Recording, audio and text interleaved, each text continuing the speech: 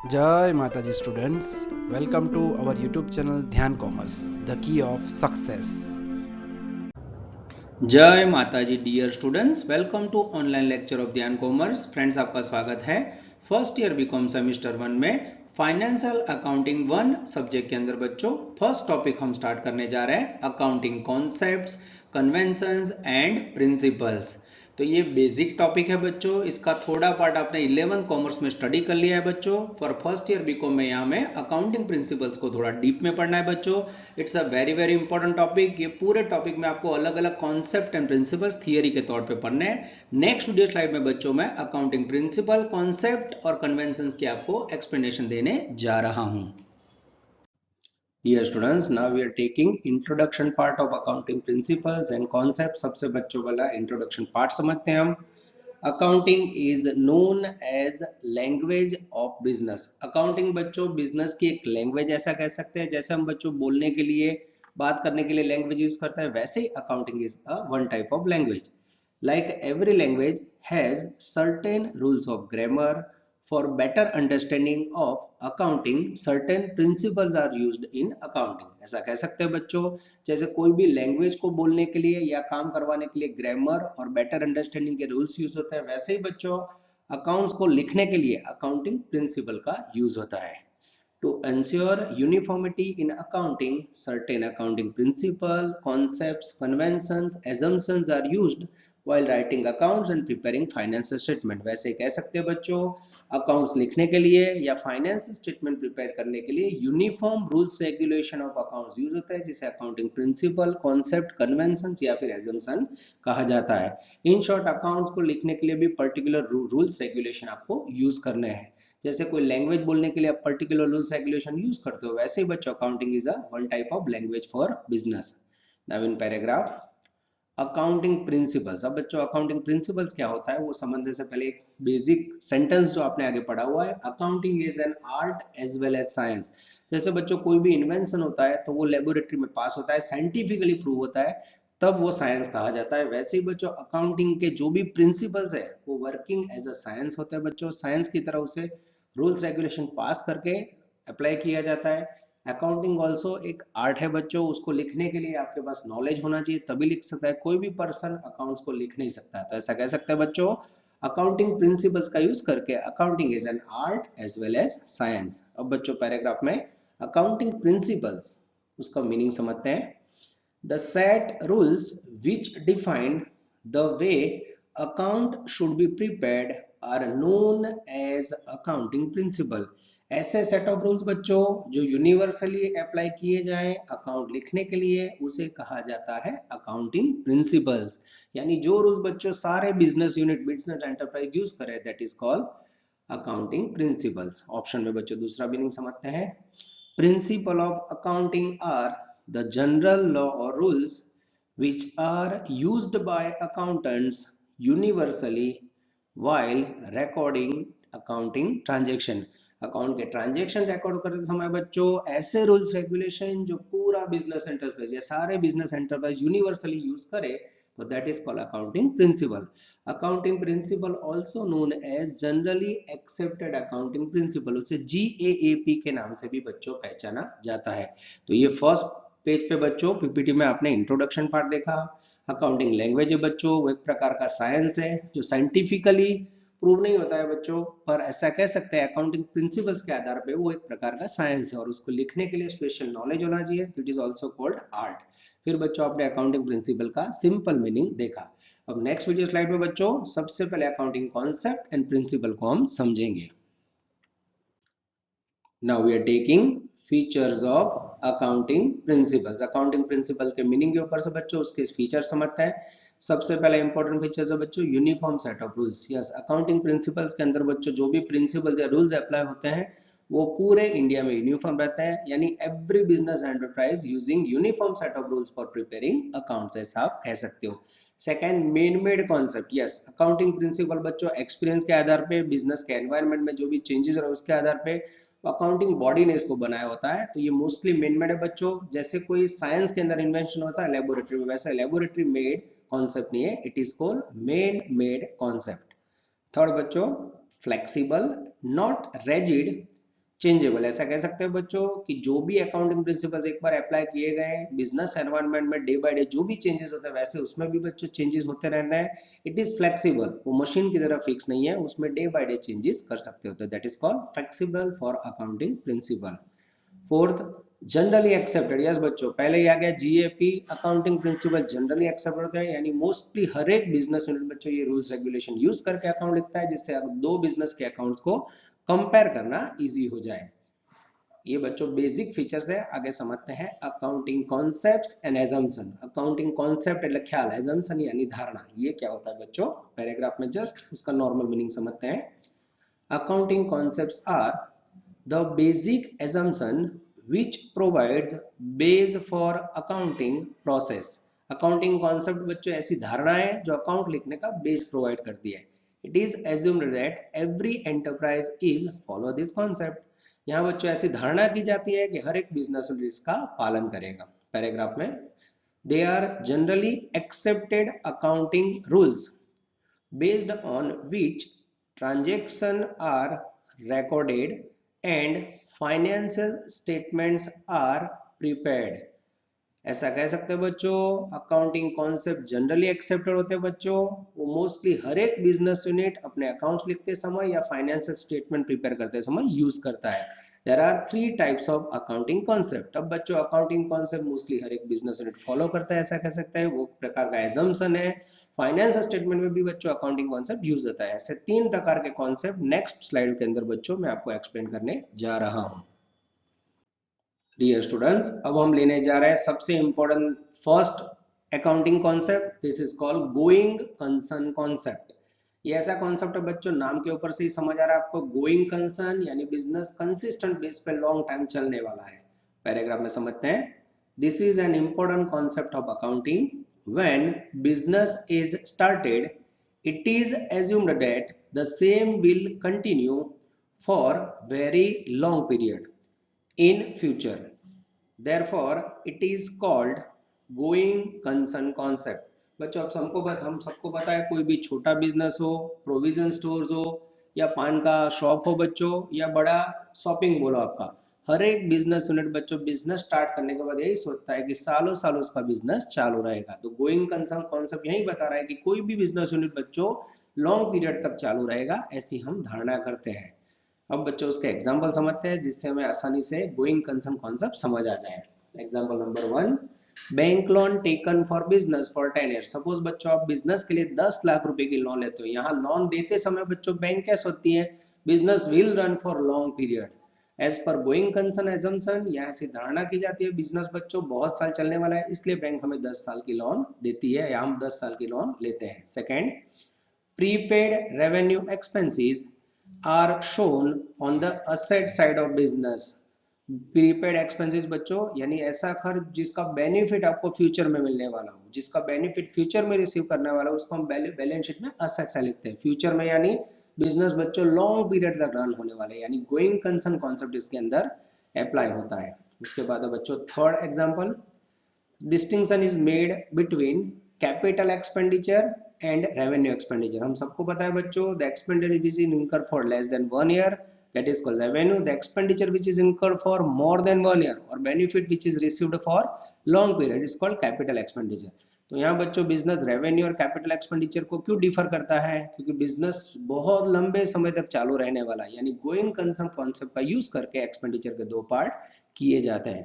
Fourth example है बच्चों, financial statement are prepared at the end of accounting period। every year बच्चों financial statement साल के अंत में बनाया जाता है। when the life of business entity is very long period, हमें पता है बच्चों बिजनेस सालों साल चलने वाला है। on the basis of assumption of going concern, यानी ऐसा कह सकते हैं बच्चों गोइंग कंसर्न कॉन्सेप्ट पे आधार रखे लाइफ को बच्चों एवरी ईयर में बांटा जाता है, यानी हर एक बिजनेस साल के अंत में फाइनेंशियल स्टेटमेंट प्रिपेयर करता है। तो चारों एग्जांपल बच्चों आपको यही बता रहा है कि business will run for a long term period as पर गोइंग कंसर्न कॉन्सेप्ट। तो ये कंसेप्ट बच्चों 2 मार्क्स में 3 मार्क्स में आ सकता है, तो आपको मीनिंग और 1 या 2 एग्जांपल याद रखने हैं। Now we are taking second important concept that is called consistency concept।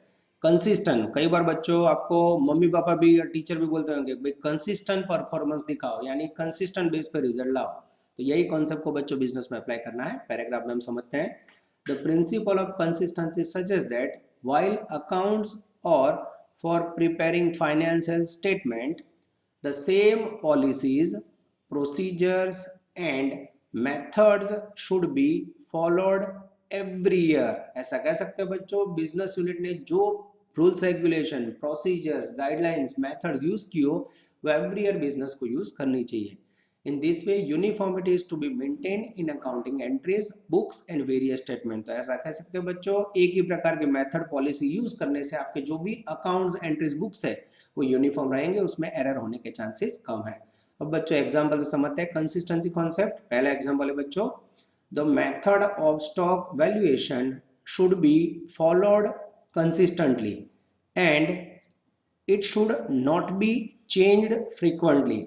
जब भी बच्चों बिजनेस में स्टॉक लेते हो तो उसकी मेथड सेम होनी चाहिए बच्चों, कंसिस्टेंट होनी चाहिए। जैसे example FIFO method, LIFO method, weighted average method. FIFO का मीनिंग होता है बच्चों first in first out, LIFO यानी last in first out, weighted average. तो ये तीन में से बच्चों कोई एक कंसिस्टेंट मेथड से बिजनेस में स्टॉक का वैल्यूएशन करना चाहिए। ये कंसिस्टेंसी कॉन्सेप्ट एक्सप्लेन कर रहा है। Second, however valuation of stock at cost or market price, whichever is less, every year does not violate the principle of consistency। ऐसा कह सकते हैं बच्चों, स्टॉक के अंदर हमेशा कॉस्ट प्राइस या मार्केट प्राइस उसमें से लेस वैल्यू लेनी चाहिए बच्चों, वो भी बिजनेस सालों साल रहने वाला है। ऐसा समझ के कंसिस्टेंसी कॉन्सेप्ट का यूज करके ये एग्जांपल या ये कॉन्सेप्ट अमल में आया है, ऐसा कह सकते हैं। थर्ड, ये बहुत ही ईजी है बच्चों, आपने ऑलरेडी डेप्रिसिएशन टॉपिक पढ़ा है तो आपको समझ आएगा। The same method of depreciation and valuation for an assets should be followed consistently every year। Example लेते हैं बच्चों, जैसे कि स्ट्रेट लाइन मेथड और डिमिनिशिंग या फिर रिड्यूसिंग बैलेंस मेथड। दोनों में से कोई एक मेथड से बच्चों कंसिस्टेंट बेस पे हमें डेप्रिसिएशन लिखना चाहिए। तो this is called concept of consistency, यानी every year business policy rules regulation हमें यूनिफॉर्म यूज करने चाहिए। जैसे स्टॉक में फीफो मेथड होता है, एवरी ईयर फीफो। डेप्रिसिएशन की स्ट्रेट लाइन मेथड हो तो सेम मेथड बच्चों यूज करनी चाहिए, जिससे अकाउंट कंसिस्टेंट रहेंगे और कंपेयर करना इजी हो जाएंगे। Now we are taking third important concept of accounting, that is called accrual concept, उपजनो सिद्धांत। Accrual concept is relevant in the area of revenue and cost। यानी accrual concept बच्चों revenue and income, cost यानी expenses से related concept है। Revenue और cost are recognized as they are earned or incurred and not only when cash is received or paid। ये concept यही बता रहा है बच्चों, जब भी आप कोई expenses करो, कोई इनकम अर्न करो, भले वो कैश रिसीव हुआ हो ना हुआ हो, या कैश पेमेंट हुआ हो या ना हुआ हो, आपको उसको अकाउंट के अंदर लिखना चाहिए। Also the revenue and cost will be recorded in the period to which they relate. तो ये कॉन्सेप्ट यही बता रहा है बच्चों कि आपने बिजनेस के अंदर कोई भी एक्सपेंसेस किया हो या कोई भी इनकम अर्न की हो, भले आपके पास कैश रिसीव ना हुआ हो या फिर पेमेंट ना हुआ हो, पर उसको आपको बिजनेस के अंदर अक्रूवल कॉन्सेप्ट के आधार पे नोट डाउन करना चाहिए। अब बच्चों इसको एग्जांपल से समझेंगे तो बहुत ही अच्छी तरह समझ आएगा। Point number 1, example 1, when goods are sold on credit to a customer, to revenue should be recognized in accounting even though cash is not yet received। Accrual concept यही था बता रहा है बच्चों, आपने कोई कस्टमर को गुड्स बेचा है 2 महीने की क्रेडिट पे या 3 महीने की क्रेडिट पे, कस्टमर आपको 2 या 3 महीने के बाद फ्यूचर में पैसे देने वाला है, फिर भी उसको आप बिजनेस के अंदर रिकॉर्ड कर देते हो, भले आपको कैश रिसीव ना हुई हो। यानी बिजनेस के अंदर रेवेन्यू का ट्रांजैक्शन हो गया, that means you have to record. This is called accrual concept. Second, based on accrual concept, unpaid expenses, कोई एक्सपेंस बाकी हो बच्चों, prepaid expenses, revenue should be recognised in accounting, उसको अकाउंट्स में बच्चों लिख लेना चाहिए। Example, salary payable for March 2018 will be treated as a expenses for the month of March 2018 even if it is paid in April 18। अब बच्चों कोई मार्च 2018 में कोई कर्मचारी को सैलरी देना बाकी था, तो वो सैलरी आउटस्टैंडिंग है, फिर भी बच्चों आप उसको मार्च का एक्सपेंसेस इनके नोट डाउन करोगे, भले उसको आपने अप्रैल में पेमेंट किया हो। तो अक्रूवल कॉन्सेप्ट यही बता रहा है बच्चों, आपने मार्च में काम करवाया, भले पेमेंट अप्रैल में कर रहे हो, तो that is called expenses of March month.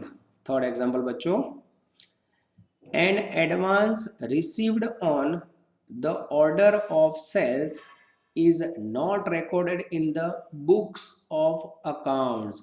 जब बच्चों कोई बिजनेस के लिए सेल का एडवांस ऑर्डर मिला हो तो उसको बच्चों बिजनेस में नहीं रिकॉर्ड किया जाता है, कारण वो भी एडवांस ऑर्डर रिसीव हुआ है, रिकॉग्नाइज्ड हुआ है, as a revenue income recognise हो वही साल में उसको लिखा जाता है। This is called accrual concept. Now after completing 3 important accounting concept, हम लेने जा रहे हैं बच्चों अदर अकाउंटिंग प्रिंसिपल, जिसमें 4th नंबर का प्रिंसिपल है अकाउंटिंग एंटिटी कॉन्सेप्ट, यानी बच्चों बिजनेस का मालिक और बिजनेस दोनों को बच्चों अलग अलग ऑनरशिप दी गई है। देखते हैं कैसे पैराग्राफ में। For the purpose of accounting business will be treated quite separately from the owner of business। ऐसा कह सकते हो बच्चों, अकाउंटिंग पर्पस से बिजनेस और बिजनेस के ओनर को अलग एंटिटी दी गई है। तो business is different person and the owner is different person. ऐसा कह सकते हो बच्चों, बिजनेस और ओनर दोनों अलग अलग व्यक्ति है। Business transactions are recorded in the books of business while personal transactions of honor is not recorded in the books of business। ऐसा कह सकते हो बच्चों, दोनों को अलग एंटिटी देने के कारण बिजनेस के ट्रांजैक्शन ही मात्र बिजनेस की बुक्स में रिकॉर्ड होता है, पर्सनल ट्रांजैक्शन ऑनर के बच्चों बिजनेस के अकाउंटिंग बुक्स में रिकॉर्ड नहीं होते हैं, due to accounting entity concept. Example देखते हैं बच्चों। सबसे पहला एग्जांपल है the amount invested by the owner in the business is credited in the capital account। Owner का बिजनेस जो भी बच्चों बिजनेस में इन्वेस्ट करता है उसे ओनर कैपिटल कहा जाता है और उसे बैलेंस शीट में लायबिलिटी से लिखा जाता है, ड्यू टू एंटाइटी कॉन्सेप्ट, यानी बिजनेस की ओनरशिप की कैपिटल और बिजनेस दोनों अलग है बच्चों। बिजनेस के लिए बिजनेस ओनर कैपिटल एक प्रकार की लायबिलिटी है। सेकंड बच्चों, when the owner withdraws money, जब बिजनेस का ओनर बच्चों विड्रॉ करे मनी, गुड्स और असेट्स फॉर पर्सनल यूजेस, और when any personal expenses are paid from the business, all these debited to drawings account। जब business का owner बच्चों business में से मनी, असेट्स या पर्सनल एक्सपेंस के लिए कुछ भी विड्रॉ करे बच्चों तो वो अलग एंटिटी है, तो उसके कारण उसे ड्रॉइंग्स अकाउंट में बच्चों पर्सनली लिखा जाता है। थर्ड एग्जांपल बच्चों, firm gives interest on honours capital. Firm बच्चों ऑनर कैपिटल के ऊपर ब्याज देती है, and charges interest on drawings, और बच्चों ऑनर विड्रॉ करे ड्राइंग्स करे तो उसके ऊपर इंटरेस्ट चार्ज करती है। तो इस प्रकार से बच्चों बिजनेस की जो भी एक्टिविटी है और बिजनेस का दोनों को अलग एंटिटी का कॉन्सेप्ट के आधार पे अलग अस्तित्व या व्यक्तित्व दिया गया, ऐसा कह सकते हैं। Now we are taking another important concept of accounting principle, money measurement concept. ये पूरा कॉन्सेप्ट बच्चों हमें पता ही है, हमने टर्मिनोलॉजी भी पढ़ा है। बिजनेस के अंदर जो भी इकोनॉमिक ट्रांजैक्शन होते हैं जिसका मेजरमेंट मनी में होता है वही हम रिकॉर्ड करते हैं। अब बच्चे इसको पैराग्राफ में समझ लेते हैं। ये कॉन्सेप्ट आपके लिए बहुत ही आसान है। पैराग्राफ में, in business all transactions are represented in the monetary unit. Business के अंदर बच्चों सारे ट्रांजेक्शन मॉनेटरी टर्म्स में प्रेजेंट होते हैं। For accounting, money is accepted as a common measurement unit। Accounts लिखने के लिए बच्चों मनी को एक कॉमन मेजरमेंट यूनिट समझा गया है। पैराग्राफ में बच्चों, according to this concept, only those transactions which can be measured in terms of money are recorded in the books of accounts। Same sentence है बच्चों, जो ट्रांजेक्शन को मनी में मेजर किया जाता है उसमें बिजनेस को रिकॉर्ड करना है। The transaction which cannot be measured in terms of money are not recorded in account। जो बच्चों मनी में मेजर नहीं किए जाते वो ट्रांजेक्शन को बिजनेस के अंदर रिकॉर्ड नहीं करना है। तो बच्चों कॉन्सेप्ट एकदम आसान है। अब उसके एग्जांपल देखते हैं जिससे आपको इसका 2 मार्क्स या 3 मार्क्स में कॉन्सेप्ट आए तो आप लिख सकते हो। पहला example, instead of recording physical quantity of assets purchased like chairs, tables, etc., the purchase will be recorded at monetary value of such assets. जब भी बच्चों आप बिजनेस के लिए चेयर टेबल खरीदते हो बच्चों, तो उसकी फिजिकल क्वांटिटी नहीं देखी जाती है, उसकी फिजिकल क्वांटिटी अमाउंट, मनी में कितनी वैल्यू मेजर हुई उसके आधार पर परचेज में अमाउंट लिखी जाती है। That is called money measurement concept. Second, instead of recording physical quantity of goods sold, the sales will be recorded. जब भी बच्चों आप बिजनेस के अंदर गुड्स बेचते हो तो उसमें कितनी क्वांटिटी बेची वो नहीं देखी जाती है, पर वो गुड्स आपने बेचा उसका मॉनिटरी वैल्यू कितना है, सेल्स का अमाउंट कितनी रिसीव हुई उसके आधार पर रिकॉर्डिंग किया जाता है। थर्ड लास्ट एग्जांपल बच्चों, no accounting entry is recorded for strike by factory workers even if it is an important event affecting business। Factory के वर्कर बच्चों स्ट्राइक करें तो उसको बिजनेस के अंदर रिकॉर्ड नहीं कर सकते, कारण वो फाइनेंशियल के अंदर समझ नहीं आता है। तो जो भी ट्रांजेक्शन बच्चों मनी में मेजर ना हो, जैसे फैक्ट्री स्ट्राइक, वर्कर की एफिशिएंसी, उसे बिजनेस में हमें रिकॉर्ड नहीं करना है। ये हो गया आपका money measurement concept. Now we are taking concept number 6, periodicity concept, या इसे कहा जाता है बच्चों accounting period concept. Accounting period बच्चों जैसा था आपको पता है, मोस्टली अकाउंटिंग पीरियड होता है 1 अप्रैल टू 31 मार्च। पैराग्राफ में समझते हैं बच्चों, the life of the business is divided into specific accounting periods. जैसे कि बच्चों 1 April to January, this is known as accounting period. तो बिजनेस की लाइफ को बच्चों ईयर में डिवाइड किया जाता है, जिसे अकाउंटिंग पीरियड कहा जाता है। At the end of each accounting period financial statements are prepared. हर एक साल के अंत में बच्चों अकाउंटिंग पीरियड में फाइनेंशियल स्टेटमेंट प्रिपेयर किए जाते हैं। Usually such accounting period is of 12 month. Generally बच्चों अकाउंटिंग पीरियड 12 मंथ का होता है, that is 1 year. A period of 1 year comprises of all seasons and therefore all types of seasonal transactions are covered. Accounting year may be the calendar year और financial year. तो ये पूरा paragraph बच्चों में clear बता रहा है business की लाइफ लॉन्ग है बच्चों, due to going concern concept, और उसे एक एक साल के टुकड़ों में डिवाइड की जाते हैं। हर एक बिजनेस यूनिट को every year, mostly financial year होता है बच्चों अप्रैल टू मार्च, या कैलेंडर ईयर होता है जनवरी टू दिसंबर, उसमें अपने ट्रांजेक्शन को रिकॉर्ड करना होता है और फाइनेंशियल स्टेटमेंट प्रिपेयर करने होते हैं। अब बच्चों ये पीरियोडिक कॉन्सेप्ट या अकाउंटिंग पीरियड कॉन्सेप्ट को एग्जांपल से समझते हैं। जैसे कि पहला एग्जांपल बच्चों, बेस्ड ऑन पीरियोडिसिटी कॉन्सेप्ट या accounting period concept, profit and loss account and balance sheet are prepaid at the end of every accounting period. Mostly बच्चों साल पूरा होने के बाद बिजनेस के financial statement, profit and loss and balance sheet prepare किए जाते हैं। क्यों? तो उसे अप्लाई किया जाता है बच्चों accounting period concept. Second example है बच्चों, the entry of purchase of an assets is made in the books of accounts on the date when it is purchased। Business के अंदर बच्चों जब भी एसेट्स परचेज की जाती है, जो डेट पे आपने परचेज की हो वही डेट पे उसको अकाउंट में लिखा जाता है।